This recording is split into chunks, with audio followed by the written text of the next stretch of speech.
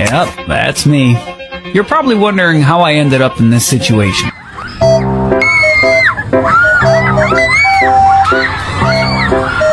Man, kay mga parayaw nun tapos mga hadlukon.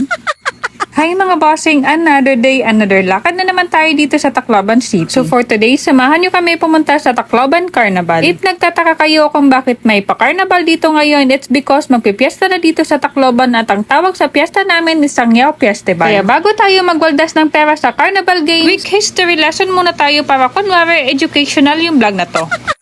So, ang Sangyaw Festival started way back 1974 during the term of former Tacloban Mayor Benjamin Romualdez. Ang word na Sangyaw comes from a right term that means to proclaim, announce, or celebrate with joy. Ginawa talaga siya para i-honor yung culture, history, faith, and devotion ng mga Taclobanon kay Senyor Santo Niño through dances, performances, and festivities. Dito talaga pinapakita at pinagmamalaki ng mga Taclobanon yung traditions, unity, rich culture, at identity namin. Over the years, naging isa siya sa pinakamalaking festival dito sa Eastern Visayas. O, diba? May proof talaga ako na nag-grade 2 ako. Kala mo naman si Kuya Kim. So, balik tayo sa carnival. Yung entrance fee pala is 30 pesos. Hindi ko sure kung ito talaga yung official price nila. Kasi last year, parang soft opening price lang din yung ganito. Pero since may pinsan akong nag-work dito, nakalibre kami, sino ba naman kami para tumanggi? 30 pesos din yun. Located pala tong carnival sa Barangay Anibong, malapit sa Tacloban Mercado, kaya madali lang puntahan. Pagpasok pa lang namin, ramdam mo na agad yung carnival vibes, maingay na music, nagkukulay ang ilaw, mga batang tumatakbo, amoy popcorn at street foods. Tapos halo-halong sigawan at tawanan yung tipong kahit wala ka namang ginagawa, parang gusto mo agad gumastos. So yung kasama ko pala today, mga college friends ko na si Angel at Charlotte. Ang gaganda ng names, no? Pero nako, wag kayong magpapaloko, mga maldita yan.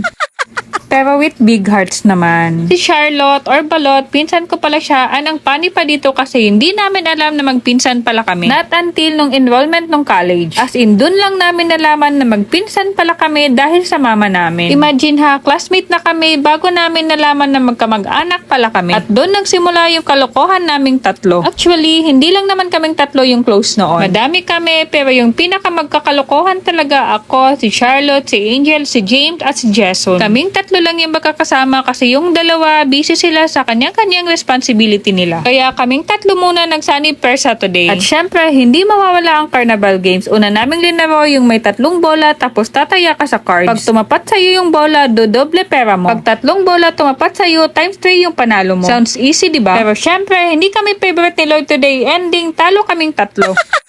After nun, hindi pa kami nadala, naglaro pa kami nung maihahagis na bola, tapos pag naubos mo or natamaan mo lahat, may premyo ka. 50 pesos yung bayad, tapos 4 na bola na agad. Syempre, confident kami kasi feeling athlete kami pagdating sa Carnival Game, pero ayon, talo ulit.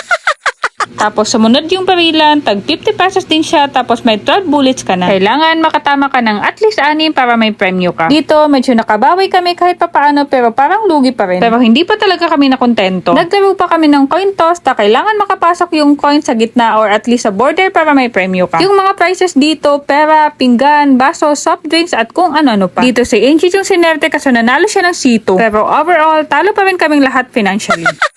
Pero honestly, yun naman talaga yung purpose ng carnival, hindi para manalo, kundi para mag-enjoy. At syempre, ang highlight ng gabi, horror train. Mga bossing, tapang-tabangan pa kami bago pumasok, kasyo hindi daw kami matatakotin, kasyo chill lang kami, pero pagpasok, sigawan malala. 75 yung entrance fee dito para sa mga bata or adult. Honestly, hindi naman siya sobrang nakakatakot, more on nakakagulat lang talaga. Kahit alam mong may lalabas, magugulat ka pa rin pag biglang sumulpot. Tawang-tawa talaga ako dito kasi kaming tatlo, dikit-dikit na parang mawawala pag binitawan yung isa't isa. Tapos after lumabas ko na chill lang kami pero hingal na hingal talaga kami kakasigaw. Sobrang saya talaga namin, minsan na lang kami magkita-kita dahil syempre may kanya-kanya kaming responsibilities as an adult, may work, priorities, pamilya at kung ano-ano pa. Pero ganun pa man, iba pa rin talaga yung feeling pagkasama ko tong dalawang to. I can honestly say na sobrang na-enjoy ko talaga yung college life ko dahil sa kanila. Hindi man perfect yung friendship namin, syempre may tampuhan, may asaran, may inisan din minsan pero hindi nag-iwanan. At kahit medyo pasaway kami noon, pinagsikapan pa rin namin makapagtapos ng pag-aaral. Ngayon, somehow, masasabi namin may mga achievements na rin kami sa buhay. Hindi pa man kami totally successful, pero malayo na rin compared dati. Malayo pa, pero malayo na. Ang sarap lang talaga balikan ng mga taong kasama mo noong nangangarap pa lang kayo. Yung mga taong witness sa struggle mo, katangahan, at growth mo habang nag-adulting kayo together. Anyway, yun lang naman for today's vlog mga bossing. Salamat sa pagsama. Sana na-enjoy nyo tong random carnival nights namin dito sa Tacloban City. Bye!